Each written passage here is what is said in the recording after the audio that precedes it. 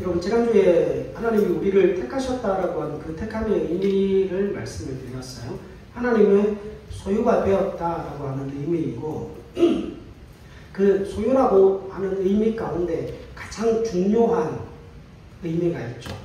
하나님이 우리를 누구로 선택하여 불러주셨다는 거예요. 신부로 부르셨다는 겁니다. 그러니까 여러분 남편과 아내가 다른 남자, 다른 여자를 사랑하면 돼요, 안 돼요? 안 됩니다. 부부는 굉장히 독특한 관계라고 말씀을 드렸죠. 그래서 나만 사랑해라, 나도 너만 사랑한다.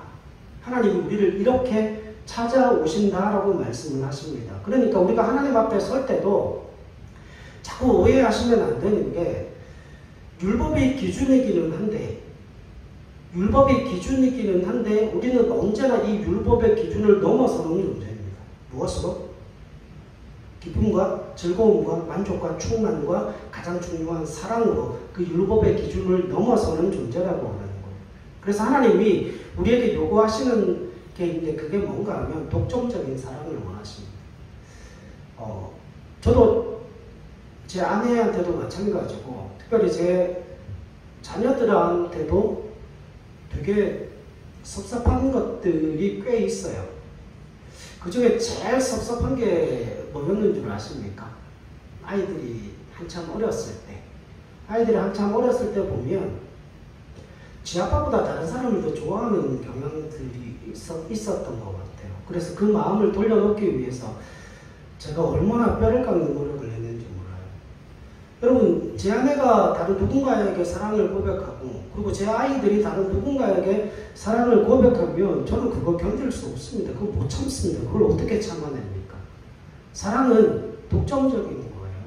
그래서 하나님이 자기 자신에 대해서 그 사랑에 대해서 뭐라고 이야기를 하십니까? 하면 질투하는 사랑이라고 이야기를 하십니다. 질투가 뭐죠? 질투가 뭐예요? 나에게로 향하여야 되는 그 마음이 다른 무엇인가로 향해 있을 때 그걸 견딜 수 없어 하는 마음이에요.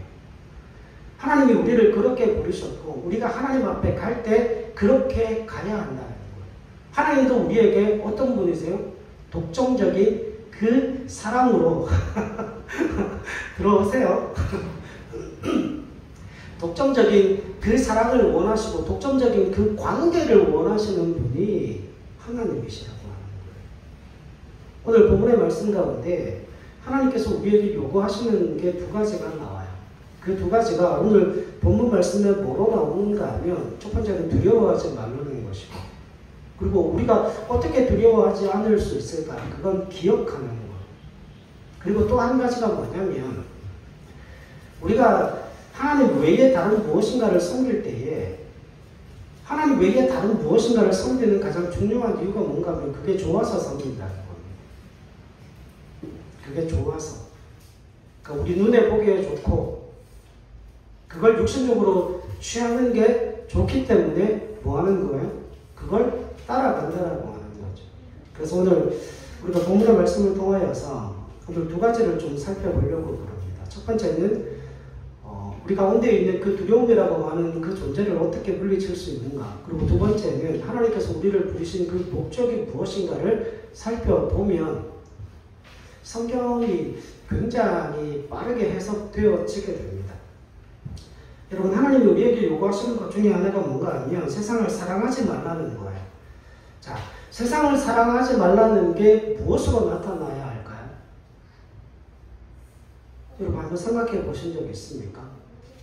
여러분, 내가 세상을 사랑하지 말아야 되는데 그 세상을 사랑하지 않는 것, 그게 무엇으로 나타나야 되는가 하면 성경이 정확하게 이야기하고 있는 것이 그겁니다.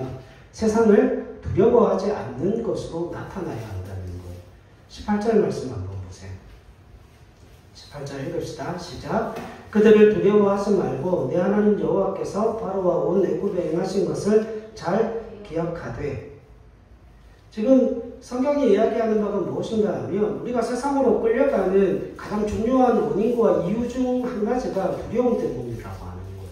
그 두려움이 무엇에 관한 두려움인가 하면 그들이 우리보다 뭐하다는 겁니까? 강할 것이라고 하는 그 두려움이 우리 가운데 있다라고 하는 거예요. 그래서 17절에 보면 내가 혹시 심중에 이르기를 이 민족들이 나보다 많으니 내가 어찌 그를 쫓아낼 수 있으리요. 그러니까 이거를 그냥 그들의 수요가 많다는 그 이야기를 하고 있는 게 아니에요. 이스라엘 백성들이 보기에 그들은 우리보다 훨씬 더 많은 수의 인구를 자랑하고 있고 또 우리보다 나은 뭐를 가지고 있다는 겁니까? 무기를 가지고 있고 우리보다 더 나은 경제력을 향유하고 있다라고 하는 거예요. 그래서 이제 가나안 땅에 들어가는 우리와 저들을 비교해서 보니까 우리에 비해서 저들이 훨씬 더 강력한 나라들이라고 하는 거죠. 그러니까 덜컥 마음에 뭐가 생기는 거예요? 두려움이 올 수밖에 없다는 겁니다. 자, 그런데 바로 여기에 문제가 있다는 거예요. 두려움이 들어오게 되면 어떤 일이 발생하는가? 사무엘상 8장으로 한번 가보겠습니다. 사무엘상 8장 19절로 22절.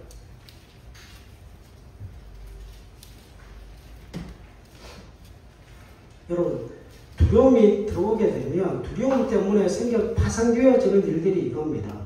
사무엘상 8장 19절로 22절 읽읍시다. 시작.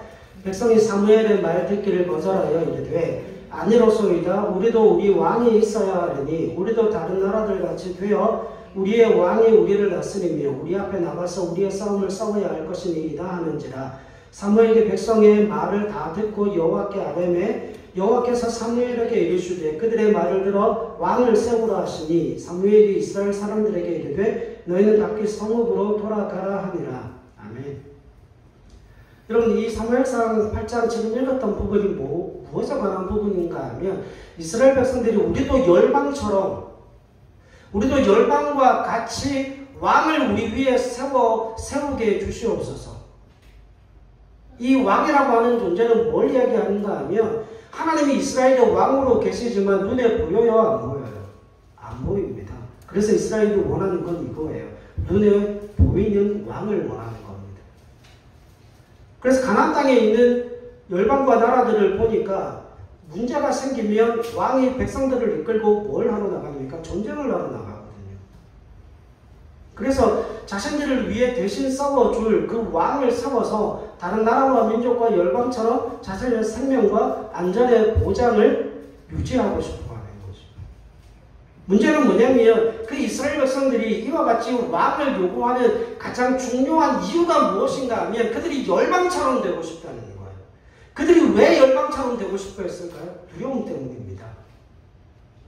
하나님은 눈에 안 보이고 저들의 왕은 눈에 보여서 저들의 백성을 대신하여 앞장서서 싸우는 왕이라는 존재가 있는데 우리는 그 왕이라는 존재가 눈에 보이지를 않는 거예요.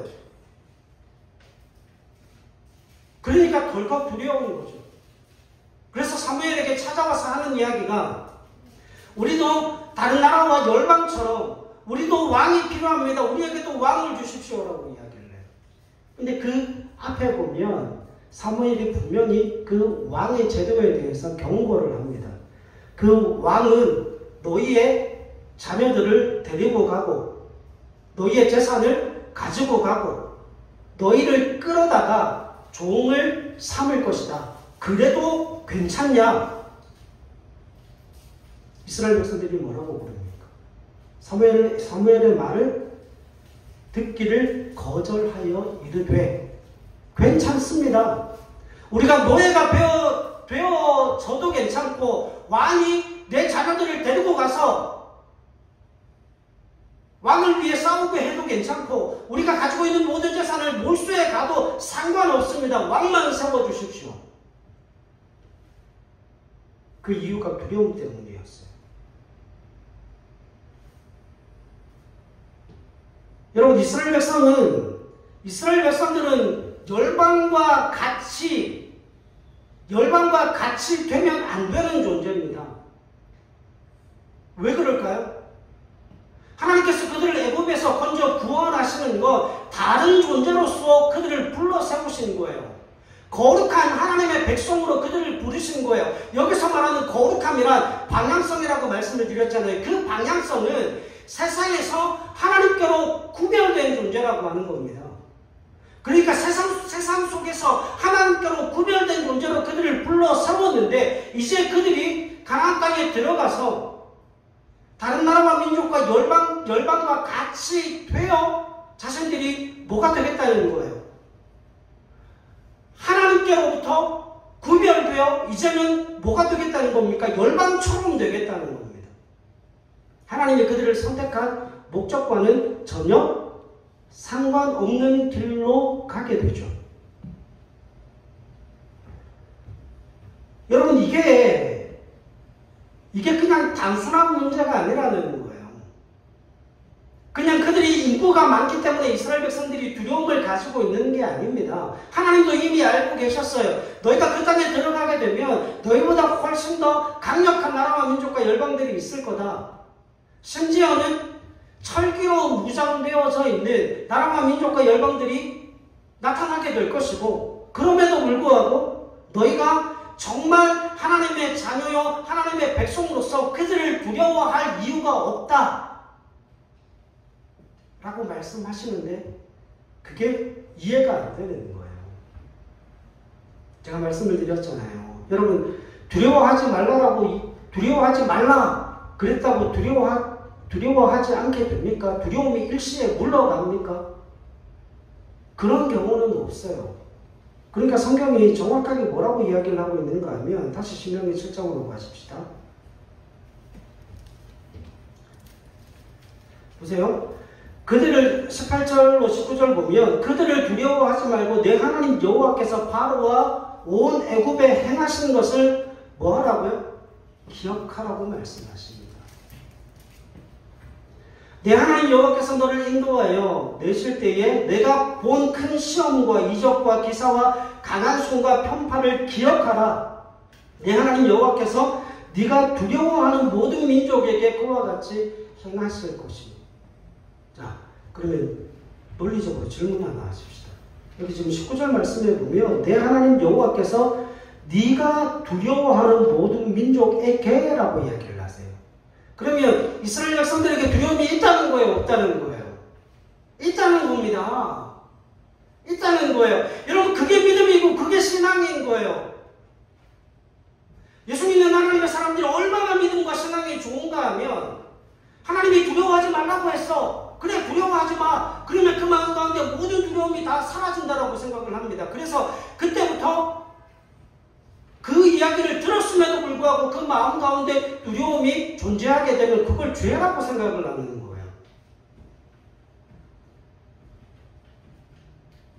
이걸 도대체 뭘로 설명을 해야 될까요? 여러분, 두려움이라고 하는 것은 여러분들 평생의 삶 속에 여러분들이 주님 앞에 가는 그날까지 그 두려움은 사라지지 않아요. 두려움은 그대로 있습니다. 그 두려움 속에서 뭐 하는 거예요? 기도하는 거예요. 그 두려움 속에서 예배하는 거예요. 그 두려움 속에서 하나님의 역사를 기다리는 거예요. 두려움이 없어지는 게 아니라니까요. 그래서 하나님이 정확하게 말씀하시죠. 내 하나님 여호와께서 네가 두려워하는 모든 민족에게 그와 같이 행하실 것이라. 이스라엘 백성들에게서 그 두려움이 물러나는 순간은 어떤 순간이에요?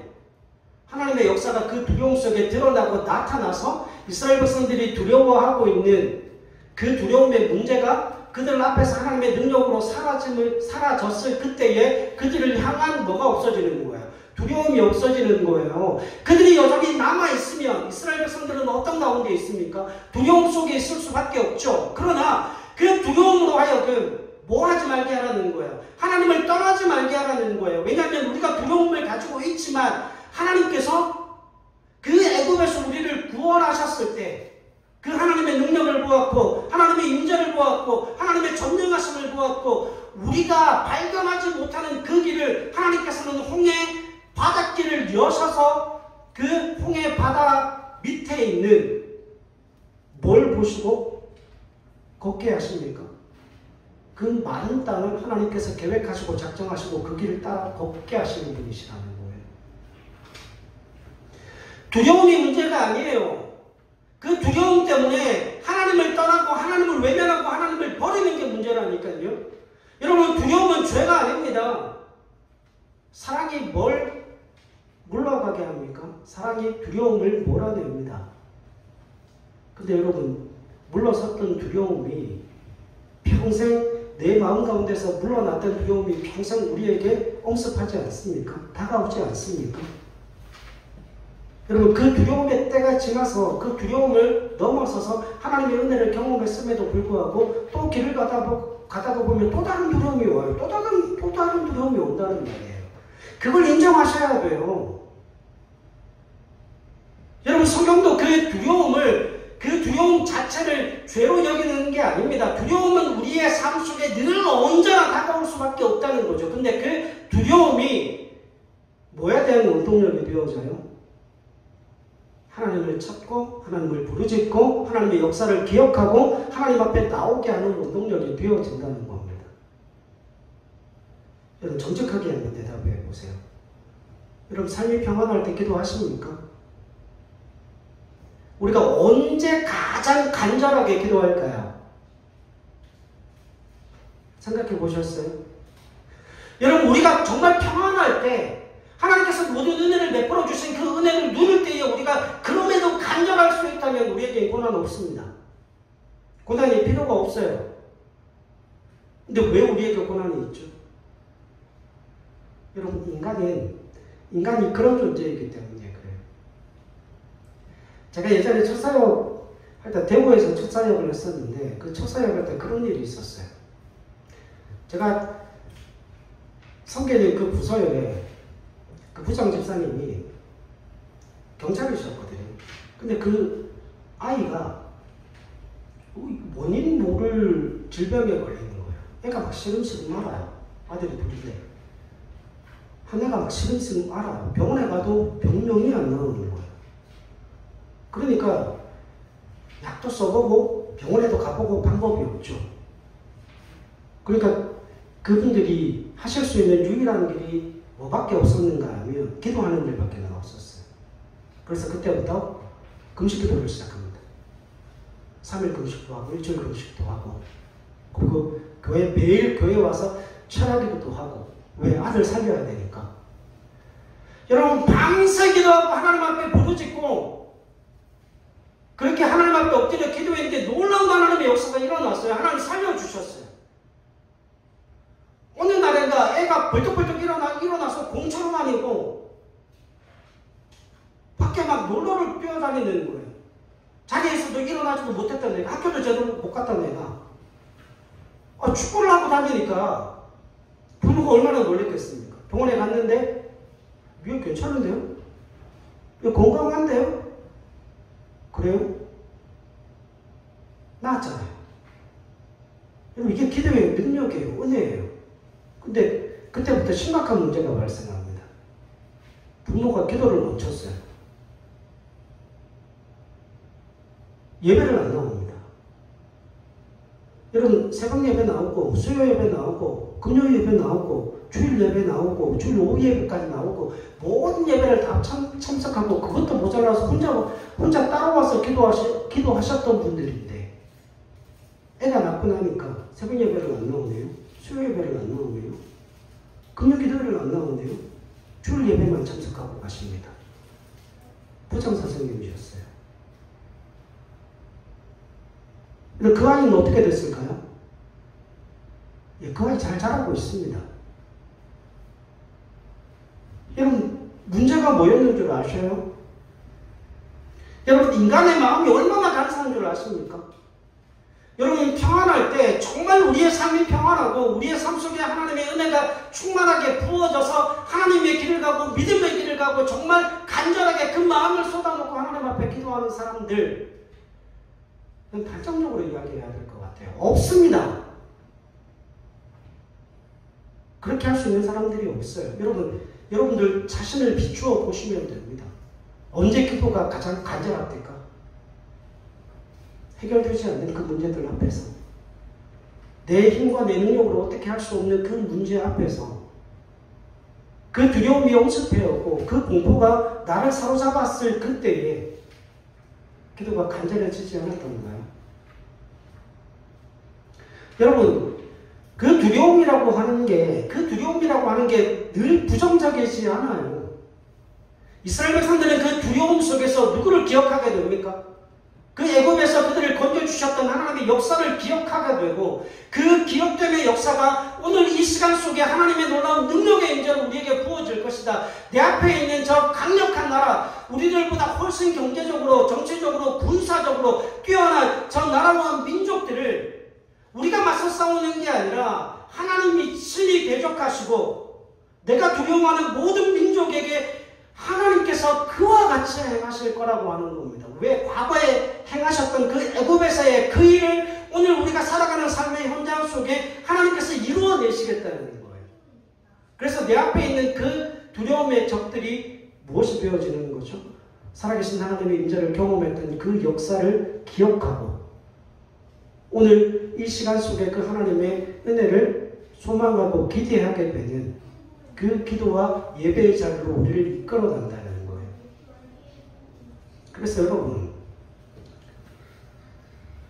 사랑에는 두려움이 없다라고 이야기를 하죠. 그러니까 제가 일전에도 말씀을 드렸잖아요. 얼마나 기도해야 할까요? 어느 정도로 기도해야 할까요? 30분 기도하면 됩니까? 1시간 기도하면 됩니까? 2시간 기도하면 됩니까? 기도하는 많은 사람들이 내가 얼마나 기도해야 되는지를 잘 몰라요. 분명합니다. 그 두려움이 물러가기까지 기도하시면 돼요. 하나님의 사랑이 우리 가운데 부어지고 하나님의 은혜가 우리 가운데 부어지면 그 두려움은 물러납니다. 그래서 여러분, 근거 있는 자신감이 생겨요. 삶은 여전히 고단한데 환경은 여전히 바뀐 게 없는데 마음에 그 두려움이 사라지고 나니까 뭐가 생기는가 하면 담대함이 주어지는 거예요. 그 담대함이 주어져서 뭐까짓 뭐 상황이 좀 힘든 거 하나님이 일을 하시겠다는데 그때부터 하나님이라고 하는 존재를 더 친밀하게 만나게 되는 역사가 일어나죠. 하나님이 우리를 거기로 인도하시기 위해서 고난을 주시고 두려움을 주시는 겁니다. 여러분, 그게 우리에게 있어 기도의 원동력이 되어진다라고 하는 겁니다. 여러분, 우리가 세상을 두려워하지 않을 수 있는 이유가 바로 거기에 있어요. 두려움은 우리 가운데 다가올 수는 있지만 우리를 지배할 수는 없어요. 왜냐하면 그 두려움이 우리에게 오는 순간 우리는 그 살아계신 하나님의 임재와 그 은혜의 역사를 기억하며 우리가 있는 그 삶의 현장에서 기도하여 그 두려움이 물러설 때에 하나님의 역사가 주어진다는 사실을 알기 때문에 기도의 자리를 떠나지 않는 거예요. 예배의 자리에 있을 수 있는 거죠. 그래서 그 두려움을 넘어섬을 통하여서 하나님과 더 친밀한 관계들이 쌓여가게 되어지는 겁니다.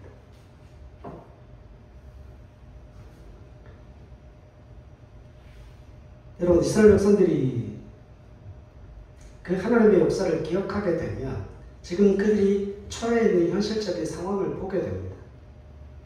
여러분, 저들 앞에 있는 적은 강한 적이 맞습니다. 그러나 보세요.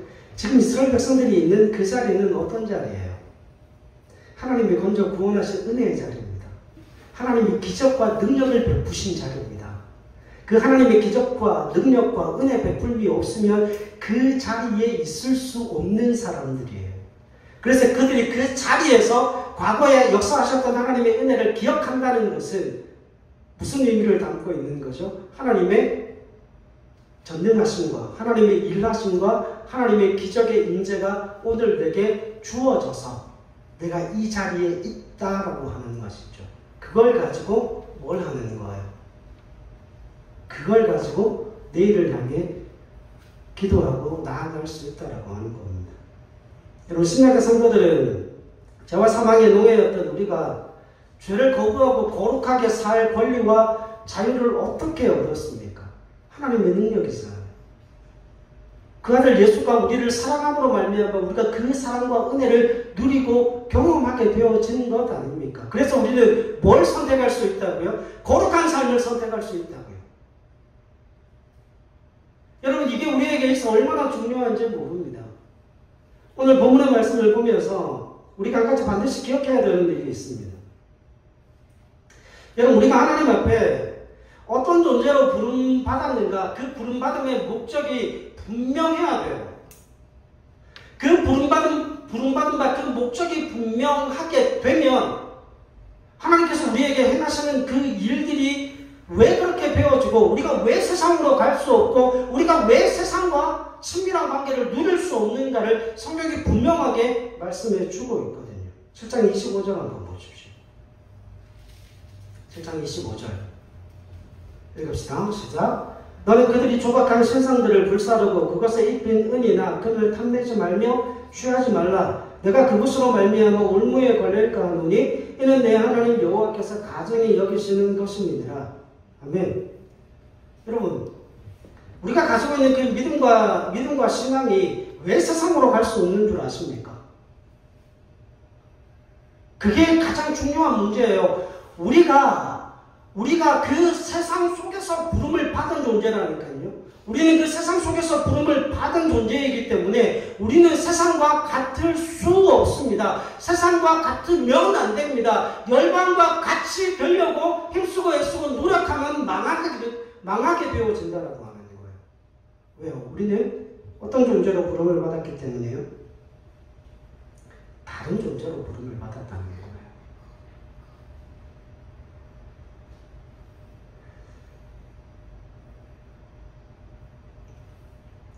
여러분 사무엘상 13장으로 한번 가보시죠. 우리가 잘 알고 있는 블레셋과의 싸움이고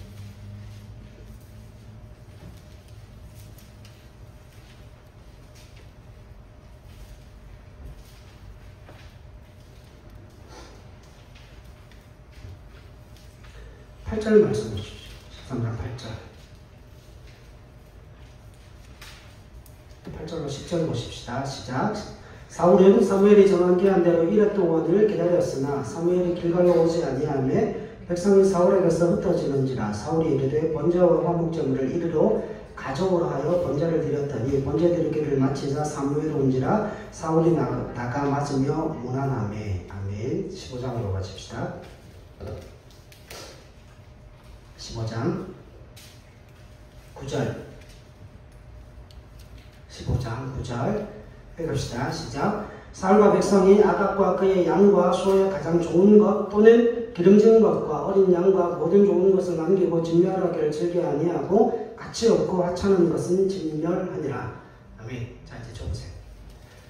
사무엘상 13장은 블레셋과의 전투가 벌어지는 그 상황 속에서 블레셋이 쳐들어왔어요. 그래서 아벡의 진을 치게 되는데 그때 사무엘이 와야 되는데 사무엘이 안 오는 거예요. 7일을 기다렸는데 오지 않습니다. 근데 그 7일이 되는 시간 동안에 백성들이 흩어지기 시작해요. 처음에는 3,000명이 모여 있었는데 사울에게는 2,000명이 있었거든요. 그 2,000명의 군인들이 있었는데 그 2,000명 중에 다 흩어지고 나중에는 600명밖에 안 남는 거예요. 백성들이 자꾸 흩어지니까 그 흩어지는 걸 보고 백성들의 소리도 듣고 블레셋은 쳐들어오고 그래서 사무엘이 7일을 기다리려고 그랬는데 그 7일이 다 되어가던 이제 하루 해가 다 마무리되어 가던 그 시점에 기다리다 자신이 하나님 앞에 문제를 내립니다. 그리고 사무엘을 맞아들이고 무난합니다. 그리고 이 15장에 가면 아말렉을 진멸하라고 하는 그 하나님의 말씀이 나옵니다. 그래서 실제로 이스라엘과 아말렉과의 그 전쟁에서 이스라엘이 이깁니다. 그리고 9절의 말씀이 나오는데 여기에 보면 사울과 백성이 아각과 그의 양과 소의 가장 좋은 것 또는 기름진 것과 어린 양과 모든 좋은 것을 뭐 했다고요? 남기고 진멸하기를 즐겨 아니하고 가치 없고 하찮은 것을 진멸했다. 자, 왜 사울이 하찮은 것들은 다 진멸하고 가치 있는 것들은 다 남겼을까요? 이유가 뭐였을까요? 예배하기 위함입니다. 하나님 앞에 제사하기 위함이었어요. 여러분 우리가 생각할 때 이게 가치 있는 행동 아닙니까? 정말 좋고 아름다운 것 그것을 가지고 하나님 앞에 제사하기 위해서 하나님 앞에 예배하기 위해서 사울은 좋은 의도로 백성들과 함께 그 일을 했다라고 이야기를 합니다. 그래서 결국 그 일을 누가 부추긴 거예요? 사울이 부추긴 거예요. 그런데 성경이 15장 9절의 원문을 살펴보면 대부분의 것들을 진멸한 게 아니고 대부분의 것들을 남기고 극히 소수의 것만 진멸하는 거예요. 무엇을 위해서요? 전리품으로. 하나님 앞에 제사하려는 그 마음이 아니고 아각을 이기고 그 아말렉을 이겼다라고 하는 그 전리품으로 그걸 취하는 거죠. 근데 문제는 뭔가 하면 이게 세상적으로 보면 아무런 문제가 없다니까요.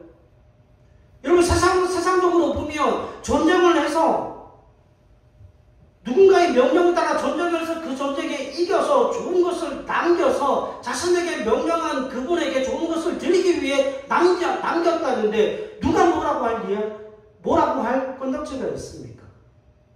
근데 이 일을 통하여서 사울이 완전히 하나님 앞에 버림을 받아요. 이유가 뭐였는 줄 아십니까? 하나님은 다 진멸하라고 말씀하셨거든요. 남녀, 유아노소, 좋고 나쁜 것 할 것 없이 아각도 죽이고 모든 것들을 다 진멸하라고 하셨음에도 불구하고 뭘 하는 거예요? 남기는 거예요. 자, 성경이 이걸 왜 그렇게 큰 일로 여기는가 하면 이것 때문에 그렇습니다. 거룩함이라고 하는 건 우리가 잘 알고 있듯이 거룩하면 구별된다는 거예요. 근데 이걸 다른 의미로 해석하셔야 됩니다. 다른 의미로 해석을 하셔야 돼요. 거룩함이라고 하는 것은 우리가 기계적으로 구별됨이라고 생각하고 있지만 거룩함의 진짜 의미는 누구에게 속해 있다라고 하는 의미예요. 그러니까 사울이 지금 이스라엘의 일대 왕, 초대 왕으로 세워졌음에도 불구하고 이 사람은 지금 누구에게 속해 있는 거예요? 하나님께 속해 있는 게 아니라 세상에 속해 있는 겁니다. 그래서 사울이 하나님으로부터 버림을 받은 거예요. 자, 여기에 중요한 이야기 하나를 좀 드려야 되겠어요. 여러분, 우리가 하나님께 속해 있는 존재라고 그랬죠. 우리가 하나님께 속해 있다라고 하는 게 거룩함이에요. 거룩함은 늘 방향이 있다고 그랬잖아요. 세상으로부터 구별되어 하나님께 속한 것, 그게 거룩함입니다. 그러면 여러분, 이 거룩함을 통하여서 우리가 지혜로운 신자가 되어진다라고 할 때 하나님의 목표가 일일까요? 거룩함일까요? 사울은 일을 한 걸까요? 거룩함을 위해 싸운 걸까요? 사울은 일을 한 겁니다. 근데 하나님은 그 사울에게 뭘 원하십니까? 거룩함을 원하십니다. 여러분, 이게 굉장히 중요한 문제라고 하는 거예요. 여러분, 우리가 이거 잘 들으세요. 우리가 실패해서 거룩할 수 있다면 하나님이 우리를 어느 자리로 인도할까요? 실패의 자리로 능히 인도하십니다. 여기에 오해가 많은 오해가 정말 사람들이 많아요. 예수 믿으면 다 성공해야 되고 예수 믿으면 다 잘 되어야 한다고 생각을 합니다. 그런데 여러분 아십니까? 예수 믿어 잘 되어서 거룩한 삶을 살지 못한다면 그 사람에게 하나님이 그 성공 가도를 달리게 하실까요? 아니요. 그건 그 사람에게 줘준데 어떻게 성공의 길을 줍니까? 성공하여 거룩하지 못하고 성공하여 하나님께 속하지 못한다면 하나님이 그에게 성공을 주실 리가 없어요. 하나님의 목적은 뭐예요? 나라는 존재의 거룩함이에요. 그러니까 이 땅에서는 어떤 일도 일어날 수 있어요. 실패해서 거룩해지는 그 일도 일어날 수 있습니다. 근데 여러분, 그렇게 되면 힘들죠. 그렇게 되면 아파요. 여러분, 저는 실제로 그런 경우들을 굉장히 많이 봅니다. 제가 예전에도 말씀을 드렸잖아요. 서울에서 사역하는데 100억대의 사업을 하시던 분이 그때는 잘 나갈 때는 최고급 승용차를 타고 다니고 하루에도 한 끼를 먹는데도 몇백짜리 식사를 하면서 다니셨대요. 아니, 100억대의 사업을 하시는 분이니까 그게 KT하고 연결이 돼가지고 근데 자신의 모든 사업에 있는 모든 지분들을 KT에 다 뺏겨버리셨대요. 그리고 쫄딱 망해가지고 그 아내분은 권사님이셨고 그 그분은 교회를 안 다니셨어요. 쫄딱 망해가지고 신용불량자가 되신 거예요. 아무것도 못하는. 그러니까 직장을 다닐 수가 있습니까? 뭐 은행에 가서 저걸 은행 계좌도 못 만드는 거예요. 신용불량자니까. 그리고 할 게 없어서 교회를 오셨다니까요. 교회 와서 저하고 2년을 탁구 치셨습니다. 제가 열심히 탁구를 가르쳤어요. 2년 동안 매일 3시간씩 탁구를 쳤습니다. 왜요? 할 일이 없으니까. 심지어는 교회 와서 점심도 저하고 같이 드셨어요. 왜요? 할 일이 없었어요. 그래서 나중에 그분이 교회 집사 직분을 받고 교회에서 간증을 하셨어요. 그때 간증이 그거셨어요. 내가 큰 사업을 했던 사람인데 그 사업이 승승장구했다면 내가 지금 이 자리에 있지 못했을 거야. 내가 사업이 망하고 그리고 나를 돌아보고 아내의 권유를 따라 교회에 오게 됐는데 내가 망한 이유를 알겠더라고. 그 사람은 어떤 사람이에요? 세상에서 실패해서 어디로 넘어온 사람이죠? 하나님의 소유가 된 사람이에요. 여러분, 예수 믿는 사람들이 그 실패를 통하여 거룩함으로 가려고 하는 사람들이 얼마나 많은지 몰라요.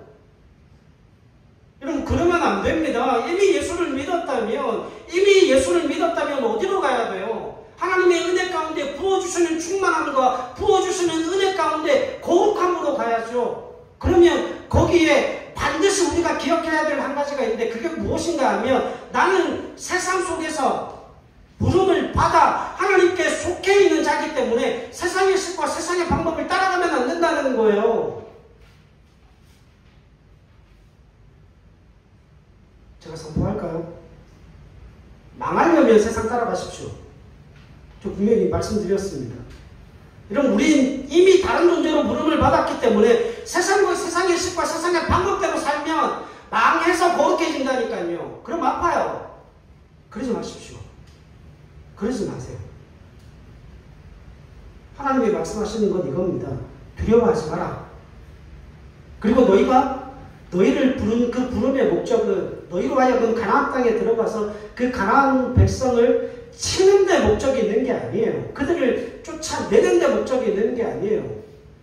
여러분, 우리가 하나님 앞에 억울한 게 이거 아닙니까? 하나님이 손대기 싫어하시는 일, 하나님이 더럽게 여기는 그 일을 나를 하나님의 자녀 삼고 백성 삼아서 내 손으로 그 피를 묻히고 내 손으로 그 더러운 것을 치우게 하시려고 나를 뭐 하셨다? 일꾼 삼으셨다. 헤헤이, 큰일 날 사람들이에요. 하나님은 일로 우리를 부르지 않았어요. 일 때문에 우리를 부르신 게 아니라 거룩함 때문에 우리를 부르셨다니까요. 하나님의 목적은 일이 아니라 거룩함이에요. 그래서 우리가 아무 일도 안 하잖아요. 우리 교회 아무 일도 안 하죠. 근데 얼마나 바쁩니까? 왠지 아십니까? 우리는 일하지 않는 대신에 뭐를 구하기 때문이에요? 거룩함을 구하기 때문이에요. 거룩함을 구하면 일할 때보다 훨씬 더 힘들고 훨씬 더 바쁩니다. 아무 주위를 둘러볼 틈이 없어요. 그만큼 힘들고 바빠요. 왠지 아십니까? 우리의 마음을 변화시켜가는 일이기 때문에 그렇습니다.